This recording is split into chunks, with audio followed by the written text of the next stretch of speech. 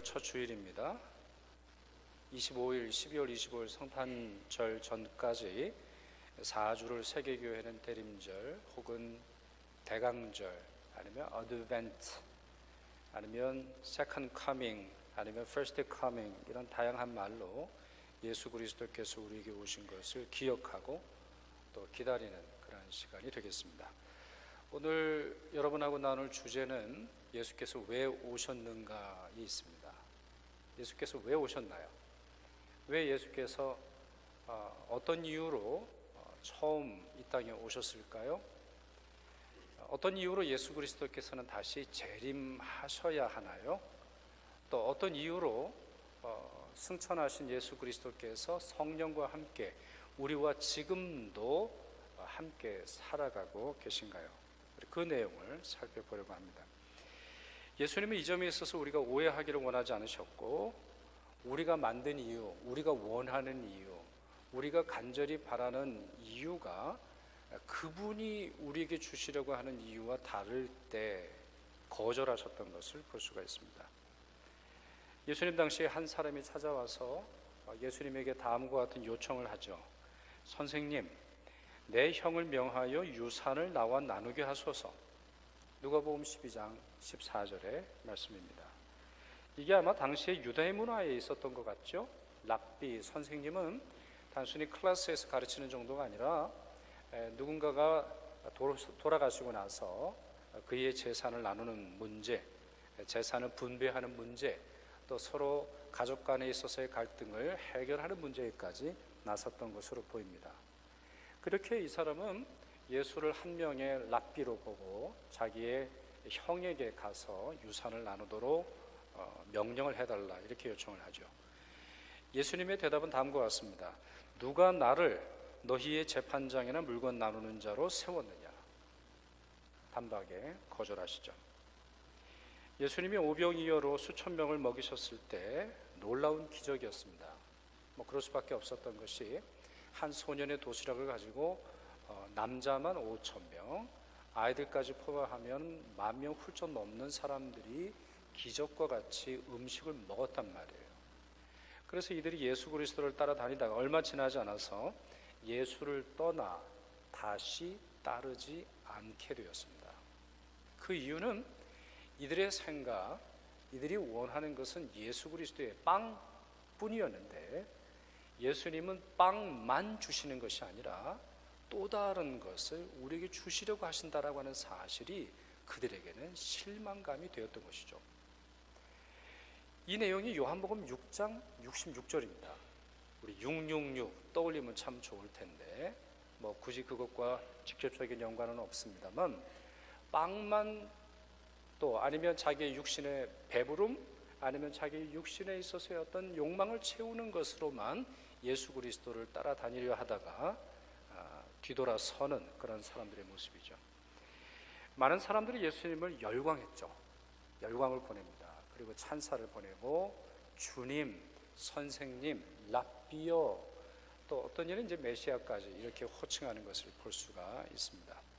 그들의 마음속에서는 예수는 유대를 로마로부터 해방시킬 정치적인 메시아로 여겨졌습니다.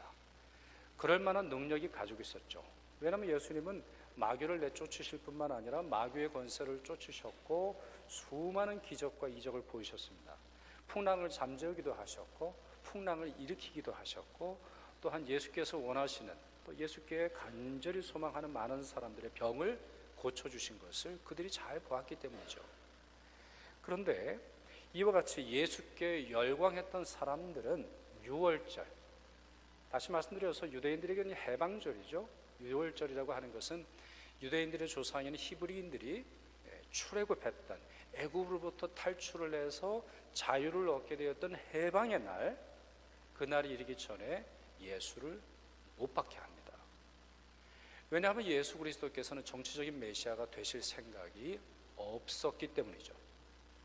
예수라고 하는 사람이 가지고 있는 능력을 통해서 로마를 쫓아내고 정치적인 전복 아니면 사회적인 자기가 만들어가고 싶어하는 이상적 나라를 만들고자 하는 그 욕구와 또 그 목적에 예수님은 거절하셨던 것이죠.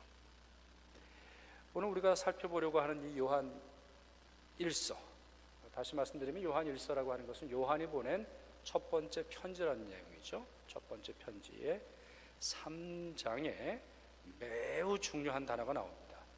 나타나다라고 하는 단어입니다. 오늘 제 설교는 심플합니다. 이 나타나다를 여러분에게 특별한 해석 없이 설명을 드리려고 하는데요, 여러분이 주의를 기울여 들어주시면 좋겠습니다. 이 나타나다, 이 말이 매우 중요한데, 이 말과 비슷한 단어가 있습니다. 이 말은 이제 헬라어를 이제 번역한 그런 단어 아니겠습니까? 근데 이 말과 비슷한, 이 헬라어와 비슷한 단어가 있는데 파네라라고 하는 단어입니다. 여러분 파네라라고 들어보셨나요? 파네라 가보셨습니까? 파네라 빵집인데 안 가보셨나요? 파네라, 예, 땅을 파네라가 아니라 P-A-N-E-R-A 이렇게 됩니다. 이 말은 라틴어에서 왔습니다. 빵집이라고 말입니다. 빵이라고 하는 말과 판이라고 하는 말이 사실은 같은 어원을 가지고 있어요. 우리도 빵인데 여러분들이 포르투갈이라든가 스페인이라든가 가봐도 거기에 역시 빵이죠. 아니면 팡 뭐 이렇게 발음을 한다 그래요. 파네라라고 하는 말은 빵집이라고 하는 말입니다. 근데 오늘 본문에서 우리가 살펴보려고 하는 이 헬라어는 파네로 이렇게 됩니다. 파네라가 아니라 파네로, F로 시작하는 것이 조금 다르긴 합니다만 이 두 단어는 아주 묘하게 연결이 되어 있습니다. 직접적인 연결은 없어요.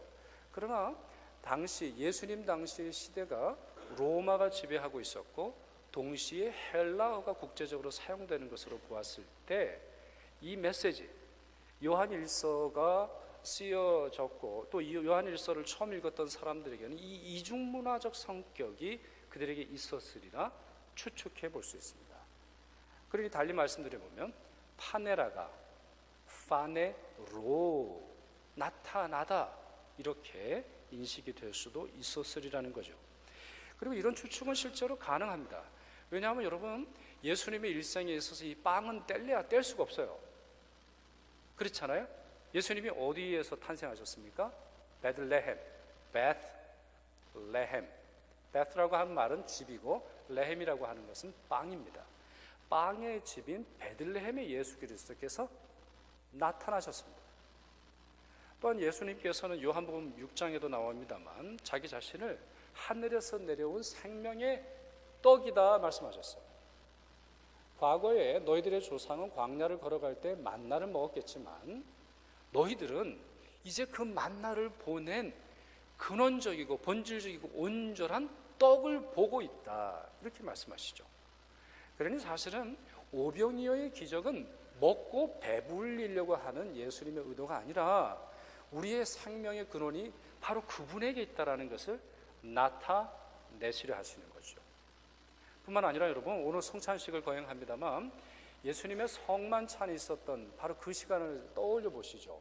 그날은 목요일이었는데 예수께서 체포되시던 밤 아닙니까? 예수께서 십자가에 달려 돌아가시기 하루 전날이었는데 그분은 포도주와 빵을 보이시면서 먹이시면서 먹도록 하시면서 그분이 가지고 있는 사랑을 나타내셨습니다.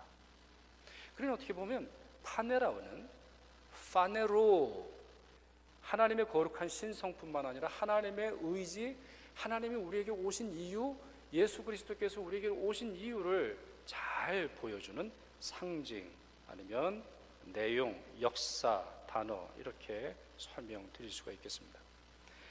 오늘 본문에는 요한 1서 3장에는 5번 파너라고 나옵니다. 그게 매우 중요한 거예요. 이 단어를 그냥 우리가 이 단어가 나오는 문장만으로 봐도 이 단어가 얼마나 중요한지, 그리고 이 나타내다, 나타나다, 나타났다라고 하는 이 단어가 바로 대림절의, 대강절의 핵심 단어라고 하는 사실을 이해할 수 있습니다. 우리 가장 먼저 나오는 문장을 보시면 2절인데요. 그 말씀이 이렇게 되어 있습니다. 우리가 지금은 하나님의 자녀라. 장래에 어떻게 될지는 아직 나타나지 아니하였으나 그가 나타나시면 우리가 그와 같을 줄을 아는 것은 그의 참모습 그대로 볼 것이기 때문이니. 자, 여기에 파네로가 무슨 단어이겠어요? 자, 뭐라는 거죠? 파네로. 제가 헬라어로 설명을 드렸는데 뭐예요? 아직 나타나지 아니하였다. 이게 파네로. 그리고 한 번 더 나와요. 그가 나타나시면, 이 단어도 역시 파네로예요. 이 문장은 매우 중요합니다. 사실 이 문장 하나만 가지고 수차례 설교를 해야 이 말씀 전체가 드러나겠지만 핵심적인 사실을 말씀드리죠. 문장 자체를 보세요. 사도 요한이 이렇게 말하죠. 지금은 하나님의 자녀입니다. 여러분이 지금은 하나님의 자녀입니다. 네, 여러분이 예수 그리스도를 믿으셨습니까? 그러면 여러분은 하나님의 자녀입니다. 그러나 여러분이 하나님의 자녀라고 하는 그 의미는 현재적인 내용뿐만 아니라, 현재적인 시간뿐만 아니라 미래에 있어서 또 다른 것이 있음을 기억해야 합니다. 그가 설명을 하고 있어요. 그렇게 그가 이렇게 계속 말하죠. 장래에 어떻게 될지는 아직 나타나지 아니하였다.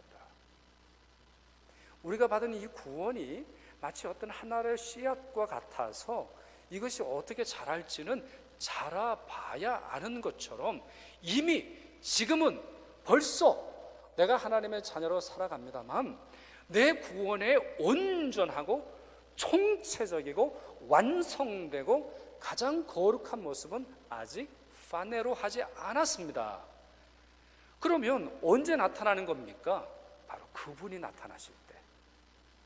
예수 그리스도 두 번째 아담이실 뿐만 아니라 우리를 위해서 십자가에 달려 돌아가셨고 우리를 위해서 부활의 첫 열매가 되셔서 우리의 부활의 모습, 우리 구원의 총체적인 모습, 우리가 얼마나 놀라운 구원을 받았는지를 알려주시기 위해서 그분은 다시 나타나실 것입니다. 바로 이것이 예수 그리스도의 재림의 이유가 되는 것이죠. 두 번째는 5절입니다. 이 파네로, 나타나다라고 하는 단어가 5절에 나오는데 그 말씀 우리 같이 읽도록 하겠습니다. 시작. 그가 우리 죄를 없애려고 나타나신 것을 너희가 아나니.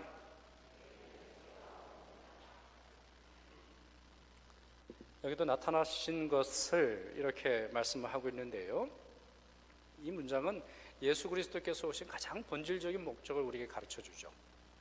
예수님이 오신 이유는 여러분이 무슨 차를 바꾸셔야 하는지, 여러분 식탁의 메뉴가 무엇인지, 아니면 오늘 예배가 끝난 이후에 어딜 가셔야 하는지, 여러분의 자녀가 어떤 학교를 가야 하고 어떤 직장을 가야 하는지, 그것보다 훨씬 더 깊고 때로는 그것과 아무 상관없이 매우 directly 여러분의 내면을 향하고 있습니다. 바로 여러분 안에 있는 죄이죠. 죄.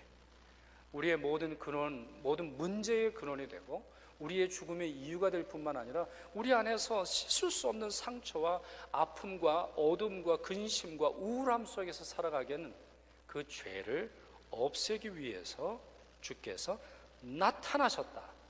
이렇게 설명하고 있습니다. 그렇게 대림절은 사실은 그 내용의 실상은 깊은 회개 속에 있습니다. 대림절은 결코 로맨틱하지 않습니다. 사실 많은 사람들이 크리스마스를 배우는 것이 뭐 소설이라든가 아니면 뭐 영화라든가 드라마 속에서 나오는 여러 내용을 통해서 크리스마스를 배웁니다만 성경이 우리에게 가르쳐주는 바는 대림절은 우리의 가슴을 치게 합니다. 그 놀라운 예수 그리스도, 하나님이신 예수 그리스도가 가장 천한 모습을 띠시면서 한 마국간에 오셔야 했을 정도로 우리의 영적인 현실은 처참하고 우리의 영적인 실상은 어둡고 외롭고 소외되어 있음을 잘 보여주기 때문이죠. 우리의 죄를 용서하시기 위해서, 우리의 죄를 벗어나게 하시기 위해서, 우리의 죄로부터 벗어나게 하시기 위해서 예수 그리스도는 어린 아기로 태어나셨고 십자가에서 돌아가셨습니다. 이것이 바로 예수께서 과거에 오셨고 지금도 우리가 예수 그리스도를 기대하는 이유이죠. 마지막으로 셋째는 8절에 있는 말씀입니다. 이 말씀도 우리 같이 읽도록 하겠습니다. 죄를 짓는 자는 마귀에게 속하나니 마귀는 처음부터 범죄함이라 하나님의 아들이 나타나신 것은 마귀의 일을 멸하려 하심이라. 아멘. 이 말씀이 이제 미래에 예수께서 재림하셔야 하는 이유를 설명하고 있는 거죠. 그냥 오늘 말씀에는 나타나신다는 단어가 4번 나와요. 2절에 2번 나오는데 그것도 역시 미래의 예수 그리스도 재림에 대해서 설명하고 있고, 그리고 두 번째 나오는 말씀은 과거에 예수께서 우리에게 오신 이유, 그리고 현재 우리에게 임재하시는 예수 그리스도의 이유를 설명하고 있고, 다시 한번 미래에 재림하실 예수 그리스도를 설명하고 있습니다.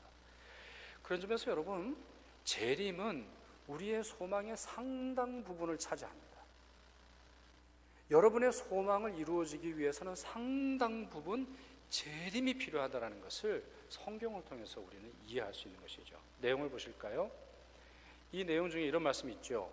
하나님의 아들이 나타나신 것은, 다시 말해서 예수 그리스도께서 나타나셔야 하는 이유는 마귀의 일을 멸하려 하심이라. 여러분, 이 말씀과 앞에 나오는 5절 말씀과 차이가 나죠? 비슷한데 차이가 나요. 5절 말씀은 우리 안에 있는 죄를 없애려고 오셨다, 이렇게 말하고 있는데 8절은 다릅니다. 우리 안에 죄가 있도록 만든 그 원인까지 주님은 제거하기를 원하세요. 그게 뭐라는 거예요? 마귀의 일이라는 말이에요. 마귀의 일.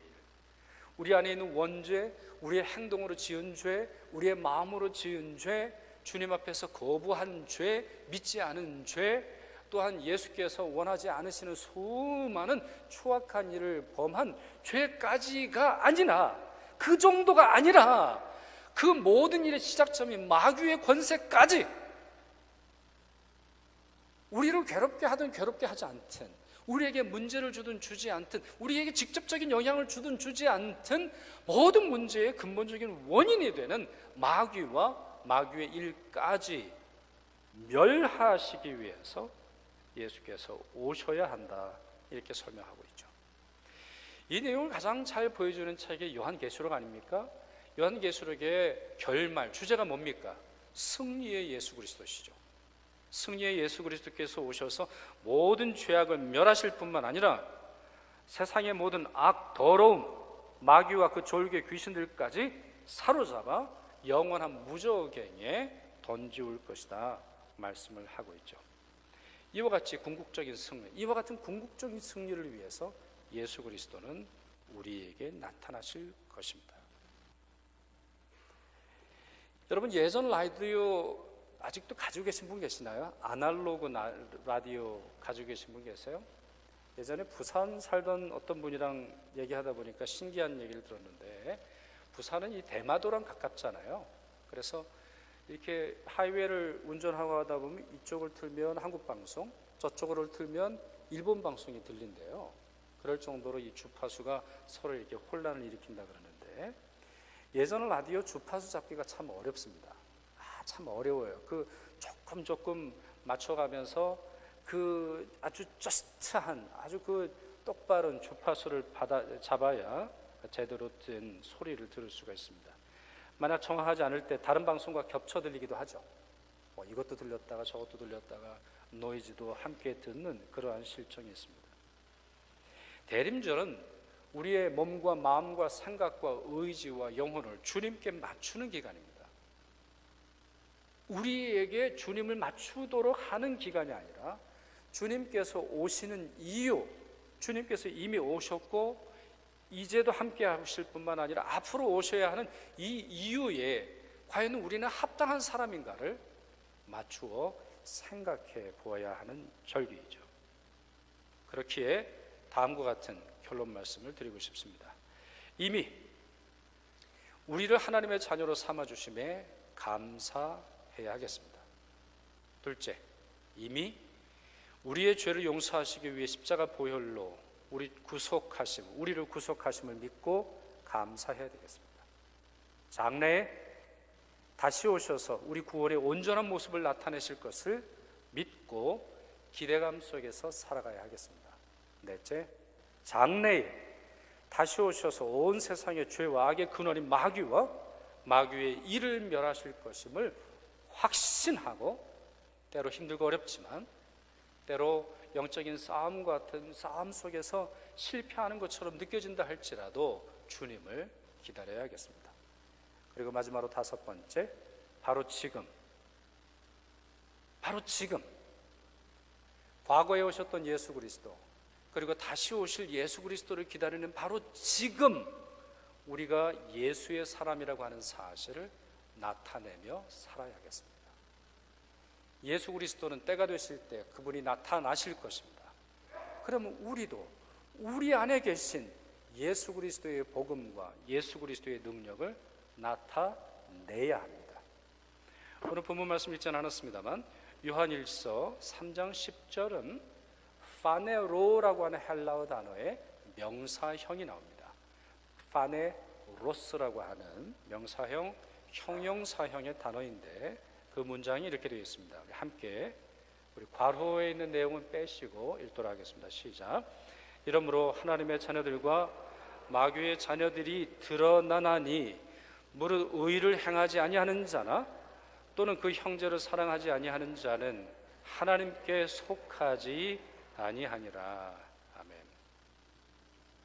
예수께서 다시 오시기 전에 이 세상 하나님의 자녀들, 이 세상 마귀의 자녀들은 그 증거를 나타낼 것입니다. 그가 어떤 사람인지, 누구에게 속한 사람인지, 과연 그는 어디에 속한 사람인지 파네로스 나타나게 될 것입니다. 감출 수 없습니다. 예수 그리스도께서 온전하시면 더 온전하게 드러나겠습니다만 이미 바로 지금 과거에 있었던 예수 그리스도의 강림과 미래에 오실 예수 그리스도를 기다리는 바로 그 사람들의 모습 속에서 나타날 것입니다. 이 말씀이 여러분들의 마음속에 새겨지기를 바랍니다. 이미 오셨던 예수 그리스도님 시대와 예수 그리스도의 시대와 다시 오실 예수 그리스도 그 중간에 여러분이 살아가고 있다는 사실을 기억하시고 악을 행치 마시고 형제를 사랑하며 사십시오. 바로 그것이 여러분이 그리스도께 속한 자라고 하는 증거, 파네로스입니다. 이제 성찬식 거행하도록 하겠습니다. 마음을 여러분 준비하시길 바라고요. 오늘 여러분에게 주신 말씀을 마음에 새기시면서 이 성찬식과 함께 주님의 사랑이 우리에게 나타나기를, 이미 오셨던 예수 그리스도의 사랑과 이미 임재하시는, 우리와 함께 하시는 영원한 현재 속에서 임재하시는 예수 그리스도를 기다리시고 앞으로 오실 예수 그리스도를 소망하시면서 기다리시길 바랍니다. 찬송가 268장 1절과 2절을 찬양하겠습니다.